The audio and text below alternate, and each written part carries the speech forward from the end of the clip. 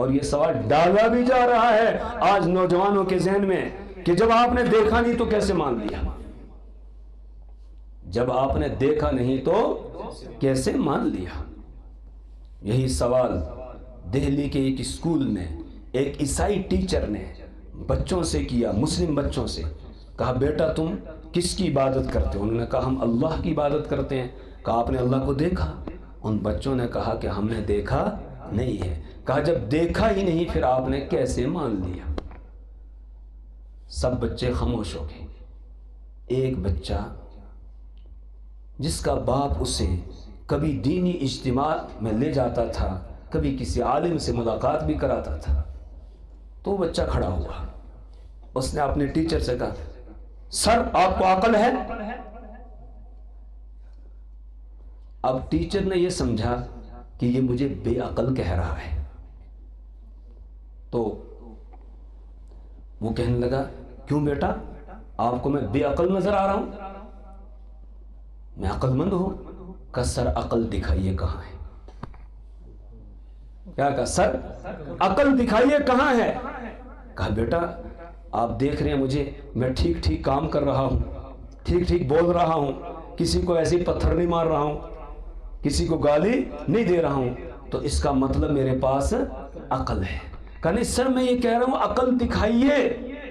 کہا بیٹا وہ دکھائی نہیں جا سکتی ہے، وہ محسوس کی جاتی ہے کہ میں ٹھیک کام کر رہا ہوں تو عقل ہے، ٹھیک کام نہیں کروں گا تو عقل نہیں ہے۔ کہا سر جیسے آپ کے پاس عقل ہے اور آپ ٹھیک ٹھیک کام کر رہے ہیں، یہ دلیل ہے اس بات کی کہ آپ کے پاس عقل ہے، اور میں کہتا ہوں کہ دکھاؤ تو آپ دکھا نہیں سکتے ہیں۔ اسی طرح میں کہتا ہوں اللہ کی ذات موجود ہے اور آپ کہیں دکھاؤ میں دکھا نہیں سکتا ہوں، لیکن جو کائنات کا نظام چل رہا ہے، سورج روزانہ طلوع ہو رہا ہے غروب ہو رہا ہے، چاند طلوع ہو رہا ہے غروب ہو رہا ہے، ستارے آ رہے ہیں جا رہے ہیں، دن اور رات کا یہ نظام چل رہا ہے، یہ اس بات کی دلیل ہے، یہ خود بخود نہیں چل رہا ہے، کوئی اس کو چلانے والا ہے۔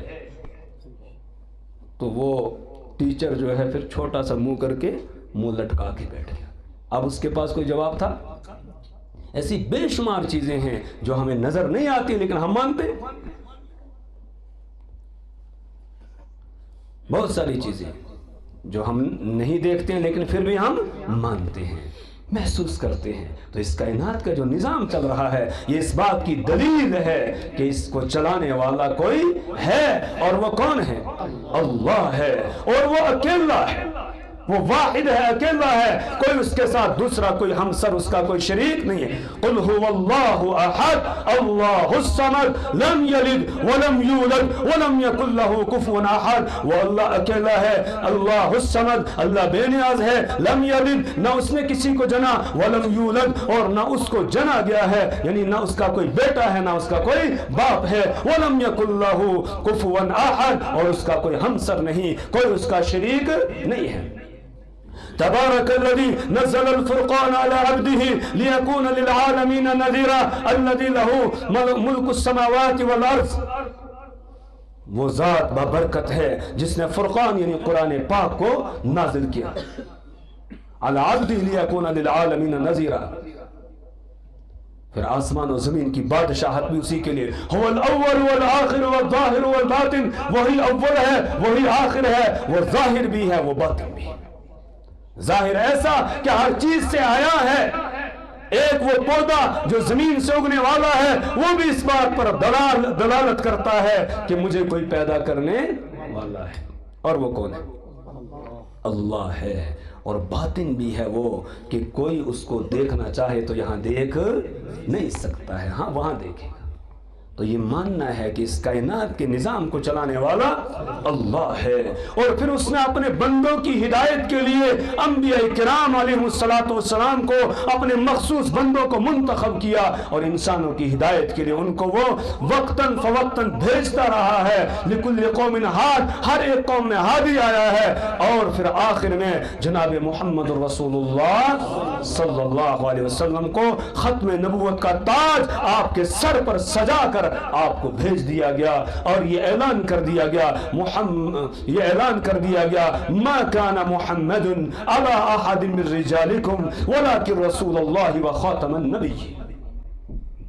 کہ محمد صلی اللہ علیہ وسلم تمہارے مردوں میں سے کسی کے باپ نہیں، اور ولیکن رسول اللہ، بلکہ وہ اللہ کے پیغمبر ہیں، وہ خاتم النبیین، اور وہ خاتم النبیین ہے۔ اب آپ کے بعد کوئی اور آنے والا نہیں ہے، اس لیے آپ کی نبوت عالمگیر ہے سارے انسانوں کے لیے، مشرق سے مغرب تک، شمال سے جنوب تک، جتنے انسان جتنے جنات ہیں سب کی طرف آپ کو مبعوث کیا گیا۔ قل یا ایھا الناس انی رسول اللہ الیکم جمیعا، آپ کہہ دیجئے اے پوری دنیا کے انسانوں، انی رسول اللہ الیکم جمیعا، میں تم سب کی طرف اللہ کا پیغمبر بن کے آیا ہوں۔ وما ارسلناک الا کافۃ للناس بشیرا ونذیرا، ہم نے آپ کو سارے انسانوں کے لیے بشیر اور نذیر بنا کر بھیجا ہے۔ وما ارسلناک الا رحمۃ للعالمین، ہم نے آپ کو سارے جہانوں کے لیے رحمت بنا کر بھیجا ہے۔ بعثت الی الخلق کافۃ، آپ نے فرمایا مجھے اللہ نے ساری مخلوق کی طرف نبی بنا کر بھیجا۔ بعثت الی الاحمر والاسود وَإِلَى الْجِنِّ وَالْإِنسِ، مجھے کالوں اور گوروں سب کی طرف نبی بنا کر بھیجا گیا، انسان اور جنات سب کی طرف نبی بنا کر بھیجا گیا۔ اب آپ کے بعد کوئی اور آنے والا نہیں۔ اگر کوئی جھوٹا دعویٰ کرتا ہے میں نبی ہوں، وہ جھوٹا ہے، کذاب ہے، دجال ہے، لعنتی ہے، جیسے قادیانی نے دعویٰ کیا تھا، مرزا قادیانی نے جیسے دعویٰ کیا وہ ملعون ہے، کیونکہ آپ نے فرمایا کہ میرے بعد ثلاثون دجالون کذابون کلهم یزعم انہ رسول اللہ، میرے بعد 30 ایسے جھوٹے کذاب دجال آئیں گے جن میں سے ہر ایک دعویٰ کرے گا وہ اللہ کا رسول ہے۔ آپ نے فرمایا خاتم النبیین لا نبی بعدی، میں خاتم النبیین ہوں، میرے بعد کوئی اور آنے والا نہیں ہے۔ تو یہ ماننا کہ اللہ نے انسانوں کی ہدایت کے لیے انبیاء کرام کو بھیجا اور ان میں سب سے آخر میں جناب محمد رسول اللہ صلی اللہ علیہ وسلم کو بھیجا اور آپ کے سر پر ختم نبوت کا تاج رکھا گیا، لہذا آپ کے بعد کوئی دوسرا نہیں آ سکتا ہے۔ جو آئے گا، جو دعویٰ کرے گا کہ میں ہوں، وہ جھوٹا ہے، کذاب ہے۔ آپ کی ختم نبوت پر ایمان لانا، اس کو ماننا یہ بھی ضروری ہے، اور جو اس کو مانے گا اس کے لیے اللہ کے رسول صلی اللہ علیہ وسلم نے ایک موقع پر ارشاد فرمایا طوبی لمن رآنی، کا اس کے لیے ایک مرتبہ خوشخبری ہے جس نے مجھے دیکھا اور پھر مجھ پر ایمان لایا، اور جس نے نہیں دیکھا اور مجھ پر ایمان لایا اس کے لیے 7 مرتبہ خوشخبری ہے۔ کتنی مرتبہ؟ ہم نے دیکھا، مانتے ہیں، اور جب مانتے ہیں تو پھر 7 مرتبہ ہمارے لیے خوشخبری ہے، لہذا آپ خاتم النبی ہیں۔ اسی طرح یہ ماننا کہ انسانوں کی ہدایت کے لیے اس نے انبیاء کرام علیہ السلام پر مختلف اوقات میں کتابیں نازل کی، جن میں سے بڑی 4 کتابیں ہیں، توریت، انجیل، زبور اور قرآن حکیم۔ توریت بھی برحق، انجیل بھی برحق، زبور بھی برحق، لیکن اپنے اپنے وقت، اور قرآن کریم بھی برحق۔ اور پھر یہ بھی ماننا ضروری ہے وہ جو پہلی کتابیں تھیں ان کے ماننے والوں نے ان میں تحریف کر دی، اپنے ہاتھ سے انہوں نے لکھا، اپنے ہاتھ سے انہوں نے لکھا اور اس کے بعد کہتے تھے ہوا من عند اللہ، یہ کس کی طرف سے ہے؟ اللہ کی طرف سے ہے۔ انہوں نے ان میں رد و بدل کر دیا، اور اس بات پر ایمان لانا آخری کتاب قرآن پاک جس طرح نازل ہوا تھا اسی طرح آج موجود ہے، اس کی حفاظت کی ذمہ داری خود اللہ نے لی ہے۔ انا نحن نزلنا الذکر وانا له لحافظون، ہم نے ہی اس قرآن کو نازل کیا اور ہم ہی اس کی حفاظت کر رہے ہیں۔ اور اسباب کی دنیا میں اللہ تعالیٰ نے قرآن کریم کی حفاظت کا یہ انتظام کیا ہے کہ یہ مدارس، جن مدارس کی ایک کڑی یہ مدرسہ صوت القرآن بھی ہے، یہ حفاظت کے اسباب میں سے ایک سبب ہے۔ حفاظ قرآن پاک کے الفاظ کی حفاظت کر رہے ہیں، قرآ قرآن پاک کے پڑھنے کا جو طریقہ ہے، اسلوب ہے، انداز ہے، اس کی حفاظت کر رہے ہیں، اور عالم قرآن پاک کے معنی کی حفاظت کر رہا ہے، اور مفسر قرآن پاک کی تفسیر کی حفاظت کر رہا ہے، اور جو لغت والے ہیں وہ قرآن پاک کی جو لغات ہے، ڈکشنری ہے، اس کی حفاظت کر رہے ہیں۔ اس طرح قرآن پاک جس طرح نازل ہوا تھا اسی طرح آج ہمارے پاس موجود، کوئی اس میں رد و بدل نہیں کر سکا ہے۔ اس بات پر ایمان لانا ضروری ہے، اس کو ماننا ضروری ہے۔ تو یہ ایمانیات میں سے جن کو ہم نے ماننا ہے ان میں سے چند چیزیں آ گئی۔ اسی طرح جنت بھی برحق اور جہنم بھی برحق. میزان جہاں اعمال تولے جائیں گے ترازو قیامت کے دن وہ بھی کیا ہے؟ برحق. والساعۃ حق، اور قیامت یہ بھی کیا ہے؟ برحق ہے. واللقاء حق، اللہ سے ملاقات یہ بھی کیا ہے؟ برحق ہے. ان باتوں پر ایمان لانا ہے جن کو ایمان مفصل میں پڑھتے ہیں. آمنت باللہ وملائکتہ وکتبہ ورسلہ والیوم الآخر والقدر خیرہ وشرہ من اللہ تعالی والبعث بعد الموت. ان باتوں پر ایمان لانا ہے، ان کو ماننا ہے. کرنے کے کام کیا ہیں؟ وہ تو بہت سارے ہیں، لیکن چند ایک. ایمان کے بعد سب سے اہم چیز ہے نماز. اقیم الصلاۃ، نماز قائم کرو. اور من ترک الصلاۃ متعمدا فقد کفر، جس نے جان بوجھ کر نماز چھوڑی اس نے کافروں والا کام کیا. اس لیے نماز کی پابندی ضروری، نماز نہیں چھوڑنی ہے. آپ نے فرمایا جعلت قرۃ عینی فی الصلاۃ، میری آنکھوں کی ٹھنڈک نماز میں ہے. تو جو امتی نماز پڑھتا ہے وہ اپنے نبی کی آنکھوں کو ٹھنڈک پہنچا رہا ہے، اور جس نے نماز نہیں پڑھی، نماز چھوڑ دی، اس نے آپ کی آنکھوں کو ٹھنڈا کیا یا تکلیف پہنچائی؟ جی ادھر والوں کے سمجھ میں بات آ رہی ہے؟ آ رہی ہے تو جواب دو. اس نے ٹھنڈک پہنچائی یا اس کی ضد تکلیف پہنچائی؟ تکلیف پہنچائی. لہذا اب ہمیں آپ کی آنکھوں کو ٹھنڈا کرنا ہے یا آپ کو تکلیف پہنچانی؟ ٹھنڈا کرنا ہے. تکلیفیں ان کو بہت پہنچائی ظالموں نے، دشمنوں نے. ہم تکلیف پہنچانے والے نہیں بنیں گے. وہ نعت پڑھ رہے تھے، اس میں کہہ رہے تھے کہ رسول پاک صلی اللہ علیہ وسلم کا دل ہم سے خفا ہے. اور یہ انہوں نے نعت میں بات کہی. کل ہمارے یہاں حضرت مفتی نذیر صاحب دامت برکات عالی فقیہ کشمیر وہ تشریف لائے تھے. انہوں نے بیان کیا کہ مدینہ منورہ سے ایک آدمی نے انہیں بتایا اور فرمایا وہ اس وقت میں مدینہ موجود ہے کہ مجھے جناب محمد رسول اللہ صلی اللہ علیہ وسلم کی زیارت ہوئی. میں نے دیکھا رسول پاک صلی اللہ علیہ وسلم کا سینہ چھلنی ہو رہا ہے، اس میں سوراخ ہے، زخم لگے ہوئے. میں نے عرض کی یا رسول اللہ صلی اللہ علیہ وسلم یہ زخم کیسے ہے آپ کے سینے میں؟ تو رسول پاک صلی اللہ علیہ وسلم نے جواب دیا میری امت کے جوانوں نے میرے سینے کو زخمی کر دیا.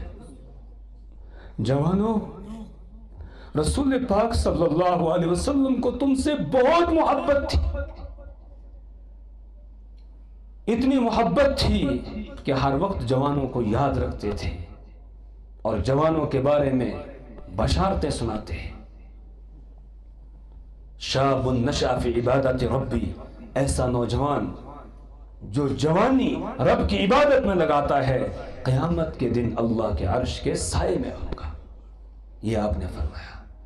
اس لیے جوانوں، اس جوانی کو ہم نے ضائع نہیں کرنا، اس کو ہم نے رب کی عبادت میں لگانا ہے، رسول پاک صلی اللہ علیہ وسلم کی اطاعت میں لگانا ہے، آپ کی فرما برداری میں لگانا ہے، آپ کی نافرمانی نہیں کرنی ہے، آپ کے سینے کو زخمی نہیں کرنا ہے. جو نوجوان گناہوں کے اندر مبتلا ہیں، وہ کام کر رہے ہیں جو انہیں نہیں کرنے چاہیے تھے، وہ رسول پاک صلی اللہ علیہ وسلم کے سینے کو گویا چھلنی کر رہے ہیں. تو نماز چھوڑنے والے بھی آپ کے سینے کو تکلیف پہنچا رہے ہیں. اس لیے آج کے اس اجلاس میں ہم عہد کریں انشاءاللہ آج کے بعد ہم نماز نہیں چھوڑیں گے. پابندی سے نماز پڑھیں گے، وقت پر نماز پڑھیں گے، وقت سے ٹالیں گے بھی نہیں، خود بھی پڑھیں گے، اپنے بچوں کو بھی کہیں گے اور اپنے اہل و عیال کو سب کو کہیں یا ایھا الذین آمنوا قوا انفسکم واہلیکم نارا. ایمان والو اپنے آپ کو، اپنے اہل و عیال کو جہنم کی اس آگ سے بچاؤ. وقودها الناس والحجارہ، جس کا ایندھن انسان اور پتھر ہوں گے. تو نماز کو قائم کریں گے انشاءاللہ. دوسرا کام کرنے کا آتوا الزکاۃ، زکوٰۃ ادا کرو. جن کو اللہ نے مال و دولت عطا کیا ہے، صاحب نصاب ہے، وہ اپنا پورا حساب کر کے ایک ایک پیسے کی زکوٰۃ ادا کرے. بہت معمولی سی اللہ نے زکوٰۃ ہم پہ فرض کی ہے، 2.5%، یعنی 100 میں سے صرف 2.5 روپے. 1 लाख में से सिर्फ 2500 रुपया है, कोई ज्यादा नहीं। बनी इसराइल में तो चौथा हिस्सा था, 1 लाख में से उनको 25,000 देना पड़ता था। हमारे लिए अल्लाह ने आसानी कर दी, 2.5% वो भी हम अदा नहीं करते हैं। और शैतान हमको डराता है, अगर ज़कात दे दी पैसा कम हो जाएगा। अल्लाह का कुरान सच्चा है या नहीं? ईमान है हमारा, है? जो कुछ अल्लाह ने फरमाया वो सच है या झूठ? सच है। वमन अस्दक़ु मिनल्लाहि क़ीला, अल्लाह से ज्यादा सच्चा कौन हो सकता है? उससे ज्यादा सच्ची बात किसी की हो सकती है? वमन अस्दक़ु मिनल्लाहि हदीसा, अल्लाह से ज्यादा सच्ची बात किसी की नहीं हो सकती है। वो अल्लाह कहता है अश-शैतानु यइदुकुमुल फ़क़्र व यअमुरुकुम बिल फ़हशा, शैतान तुमको फ़क़्र व फ़ाक़े से डराता है और बेहयाई का हुक्म करता है। यानी कहता है अगर ज़कात अदा करोगे तो तुम्हें फाके लगेंगे, तुम फकीर हो जाओगे, और ये हुक्म देना कि खर्च ना करो, यही बेहयाई का काम है। वल्लाहु यईदुकुम मग़फ़िरतम मिन्हु व फ़ज़ला, और अल्लाह तुमसे मग़फ़िरत का वादा करता है और ज़्यादती का वादा करता है।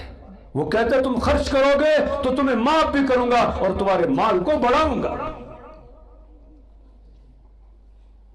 यमहक़ुल्लाहु रिबा व युर्बिस सदक़ात, अल्लाह सूद को मिटाता है और सदक़ात को बढ़ाता है। सूद से पैसा बढ़ता हुआ नजर आता है, घटता हुआ? बज़ाहिर बढ़ता हुआ नजर आता है, लेकिन अल्लाह कहता है मैं उसको मिटाता हूं। और सदक़े से बज़ाहिर क्या लगता है?